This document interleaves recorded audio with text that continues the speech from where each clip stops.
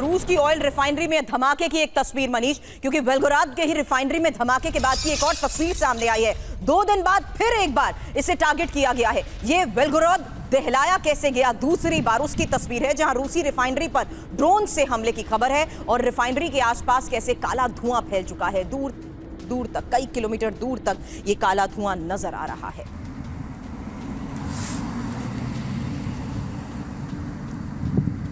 अब यूक्रेन में रूस के स्पेशल मिलिट्री ऑपरेशन को लेकर खबर है। सुमी और खार्किव में यूक्रेनी पोस्ट पर हमलों को कैसे अंजाम दिया गया, उसकी तस्वीर, क्योंकि यूक्रेन की टैंक बटालियन पूरी तरह तबाह कर दी गई। 2 मैकेनाइज्ड ब्रिगेड भी ड्रोन से नष्ट।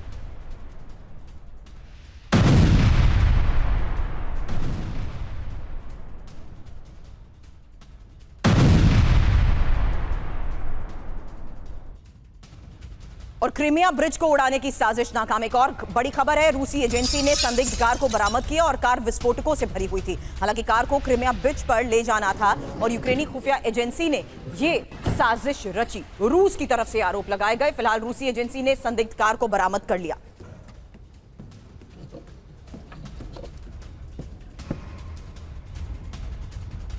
तो क्रीमिया ब्रिज उड़ाने की साजिश नाकाम, क्योंकि कार में धमाके के जरिए क्रीमिया ब्रिज को उड़ाने की साजिश को लेकर यह बहुत बड़ी खबर है।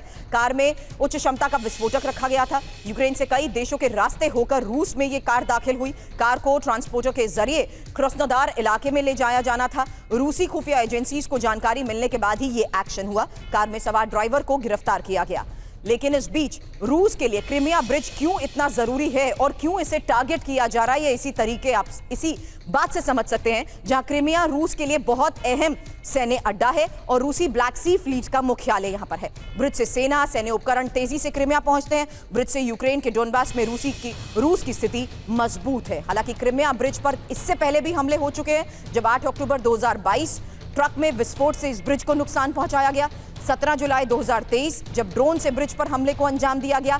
3 जून 2025 जब ब्रिज के खंभों को 1100 किलो विस्फोटक से उड़ाने की कोशिश की गई थी। लेकिन इस बीच यह कोशिश एक बार फिर से की गई, जो नाकाम साबित हुई। हालांकि डोनेट्स्क में रूस के भीषण अटैक की अब एक तस्वीर आपको दिखाते हैं, जहां यूक्रेनी सैन्य अड्डों पर मिसाइल गिराई गई। रूस ने Su-57 फाइटर जेट से इस हमले को कैसे अंजाम दिया, ये देखिए।